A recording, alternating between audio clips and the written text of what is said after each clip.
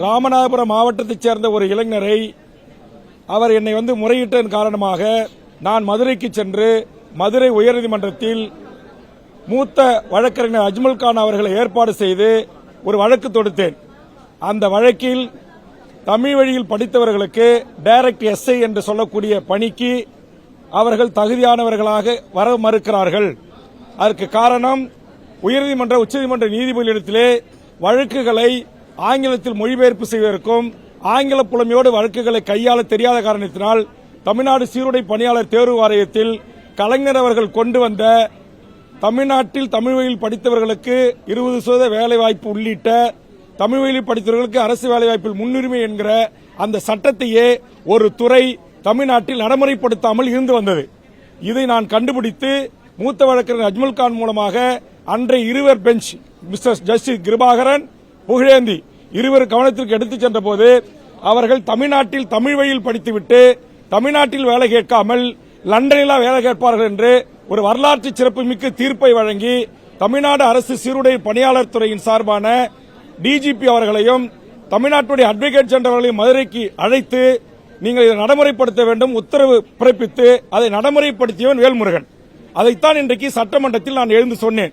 கடந்த கால ஆட்சியில் இந்த மாதிரி சட்டம் இருந்தோம், காவல்துறையில் அந்த சட்டத்தை நடைமுறைப்படுத்தல. அதனால என் உயிரை விட மேலான என் தாய்மொழியான தமிழை தமிழ்நாட்டில் ஆட்சி மொழியாக, அலுவல் மொழியாக, பாடமொழியாக, பயிற்சி மொழியாக கட்டாயம் நீங்கள் நடைமுறைப்படுத்த வேண்டும். இந்த வழக்கு உச்சநீதிமன்றத்தில் நிலுவையில் இருக்கிறது. அதே மாதிரி பக்கத்திலே நம்முடைய தெலுங்கானாவில் 25/2/2025 ஒரு அரசாணை வெளியிட்டிருக்கிறார்கள். அதுல என்ன அந்த அரசாணை சொல்லுது அப்படின்னா, தெலுங்கானாவில் இருக்கிற சிபிஎஸ் ஸ்கூல் உள்பட சிபிஎஸ், ஐசிஎஃப், ஐபி எல்லாமே மத்திய அரசுடைய கட்டுப்பாட்டில் இருக்கிற பள்ளிகள், இன்டர்நேஷனல் பள்ளிகள், இந்த பள்ளிகளிலும் கண்டிப்பாக தெலுங்கை நீங்கள் படிக்க வேண்டும் என்று உத்தரவிட்டிருக்கிறது. அதுபோன்று தமிழக அரசும் உத்தரவிட வேண்டும் என்கிற கருத்துக்களை சட்டமன்றத்தில் பதிவு செய்தேன். நான் என்ன சொல்ல வருகிறேன் என்பதை புரிந்து கொள்ளாமலேயே அதிமுக உறுப்பினர்களும் எழுந்து கத்துகிறார்கள்.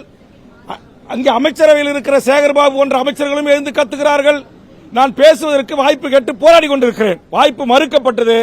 அந்த ஜனநாயக மாண்பை தெரிந்த காலத்தினால் நாடாளுமன்றத்திலே எப்படி பேரவைத் தலைவர் முன்பாக சென்று வாய்ப்பை கொடுங்கள் என்று கேட்கிறார்களோ அதே போன்று நானும் எனது இருக்கையில் இருந்து சென்று பேரவைத் தலைவர் முன்பாக இருந்து எனக்கு முழுவதுமாக என் கருத்தை பதிவு செய்ய நேரம் கொடுங்கன்னு கேட்டேன். இது தவறா? இதற்கு சேகர்பாபு அவர்கள், நீ எதற்கெடுத்தாலும் முந்திரி கொட்டை மாறி முந்தி பேசுகிறாய், எல்லாம் தெரிந்தவர் போல் பேசுகிறாய் என்று ஒருமையில் என்னை குறித்து பேசினார்.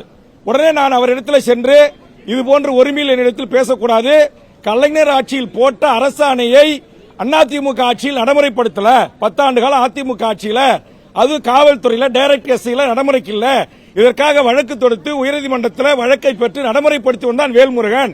இதைத்தான் சட்டமன்றத்தில் பேசுவதற்கு எனக்கு அனுமதி வேண்டும் தான் கேட்டேன். இது எப்படி மரபு மீறிய செயல்? இது எப்படி சட்ட விதியை மீறிய செயல்? இது எப்படி இந்த பேரவை அவமதிக்கிற செயல்?